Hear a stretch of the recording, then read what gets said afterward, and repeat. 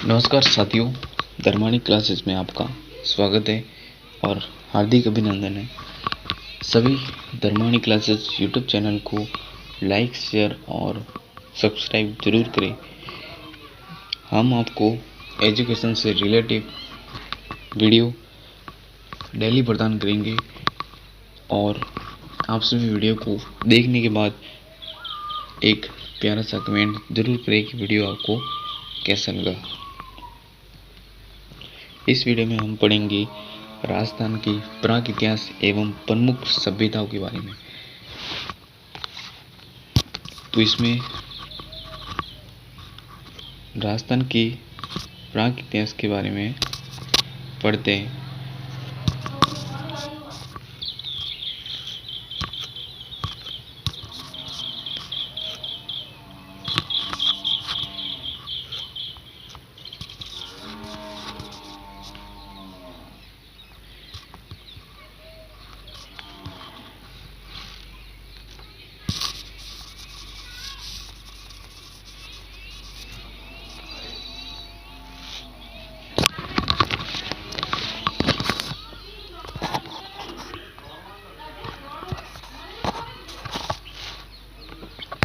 राजस्थान का प्राक इतिहास एवं प्रमुख सभ्यता है।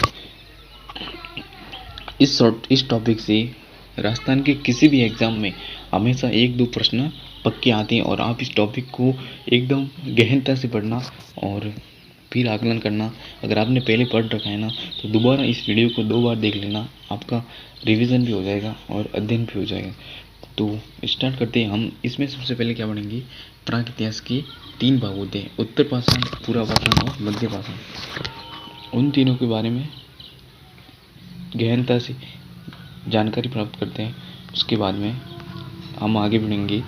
तो चलिए दोस्तों,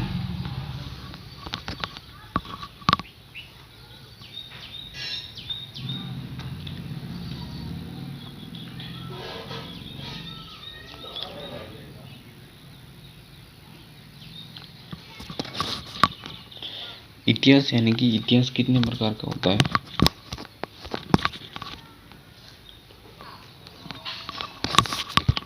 इतिहास को 3 भागों में बांटा है, प्राक इतिहास, आदि इतिहास और ऐतिहासिक इतिहास। प्राक इतिहास 25 लाख ईसा पूर्व से 3000 ईसा पूर्व तक का है, यानी कि इसमें कोई लिखित साक्ष्य नहीं मिला।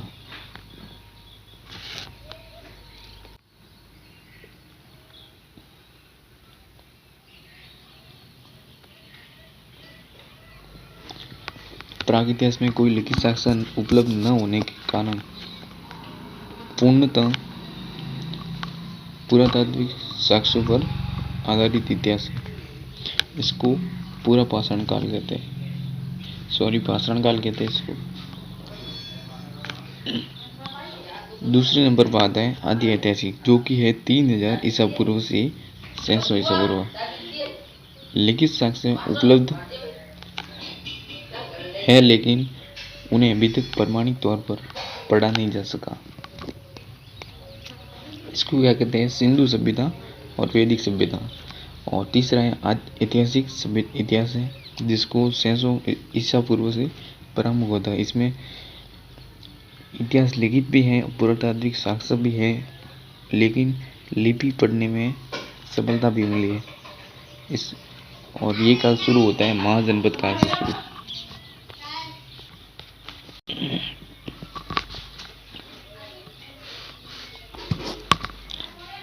ऐसा माना जाता है कि 1800 ईस्वी में जॉर्ज थॉमस ने इस भूभाग के लिए राजपुताना शब्द का प्रयोग किया था। और इसके बाद 1829 में annuls and antiquities of Rajasthan के लेखक कर्नल चेस्टर ने अपनी पुस्तक में इस प्रदेश का नाम राजस्थान या फिर राजस्थान रखा। स्वतंत्रता के बाद जब इस देश की विभिन्न रियासतों का एकीकरण हुआ, तो 30 मार्च 1949 को सर्वसहमति से इसका नाम राजस्थान रखा गया।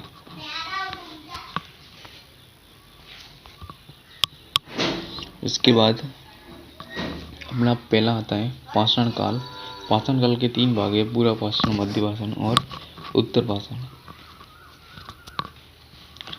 राजस्थान में पाषाण काल को अध्ययन की सुविधा हेतु 3 भागों में बांटा है: पूर्व पाषाण, मध्य पाषाण, उत्तर पाषाण।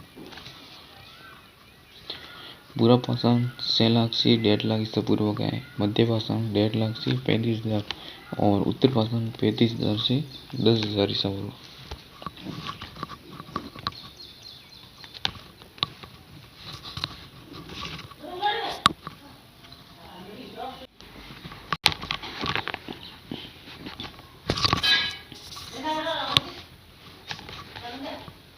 पूर्व पाषाण को 1870 में सीए एक्ट, हैंड एक्ट, एस्यूलिशन क्लीवर ने यह पाषाणकालीन उपकरण है जिससे इस समय का मानव काम में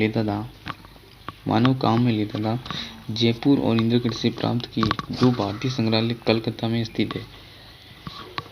राजस्थान में पुरातात्विक सर्वेक्षण का कार्य सर्वप्रथम 1871 में ECL कार्लाइल को जाता है श्रेय। उन्होंने दोसा चित्र से कठोर पाषाण उपकरण और मानव अस्थियों को खोज निकाला और इसके बाद 1908 में सैटर्न कार को झालावाड़ जिले में इस काल के कुछ उपकरण मिले।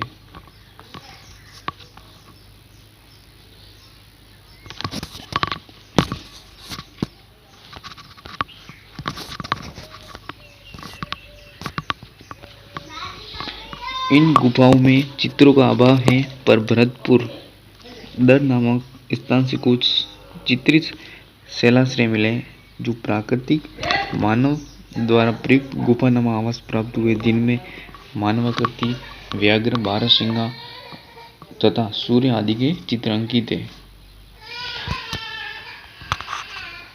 इसके बाद है मध्य पाषाण काल। मध्य पाषाण काल में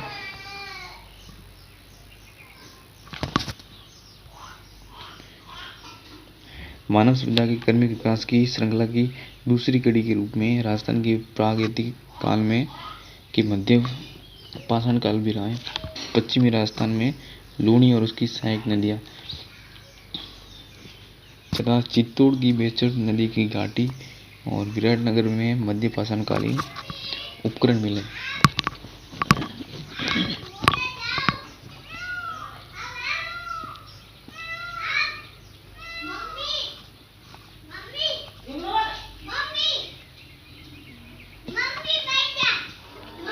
इस काल के उपकरण छोटे, हल्के और कुशलता से निर्मित है।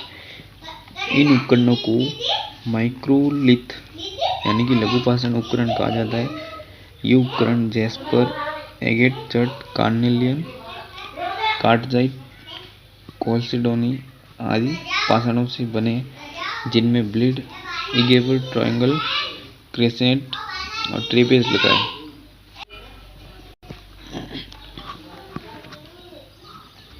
मध्य पाषाण काल में राजस्थान की बागुर यानी कि भीलवाड़ा, मध्य पाषाण में राजस्थान की बागुर, भीलवाड़ा और तिलवाड़ा, बालोतरा तथा आदमगढ़ MP में 5000 ईसा पूर्व के आसपास पशुपालन की प्राचीनतम साक्ष्य प्राप्त हुए। इसके बाद है तीसरा ऑप्शन है अपने पास उत्तर या नव पाषाण। उत्तर पाषाण या नव पाषाण बोलते हैं जिसको।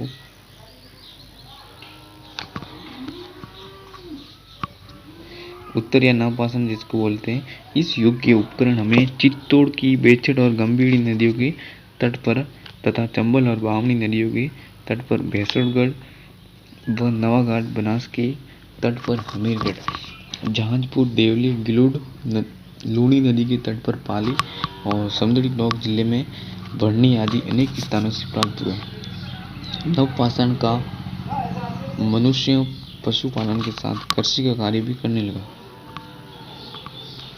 और पूर्व तथा मध्य पाषाण काल के अधिकांश अस्त्र शस्त्र तथा उपकरण पाषाण निर्मित थे, किंतु उत्तर पाषाण काल में मानव ने पाषाण के अतिरिक्त मिट्टी के भांड और पात्र बनाना भी आरंभ कर दिया था। इसके बाद हम आगे बढ़ेंगे प्रमुख सभ्यताओं के बारे में। तो साथियों, आपको अगर क्लास अच्छी लगी हो तो चैनल को सब्सक्राइब कर देना पहले तो, उसके बाद एक कमेंट और लाइक शेयर ज़रूर करना, और वीडियो को अपने साथियों तक यानी कि अपने 5 दोस्तों को शेयर ज़रूर करना। ठीक है, धन्यवाद। जय हिंद साथियों, फिर मिलते हैं हम अपने नए वीडियो के साथ।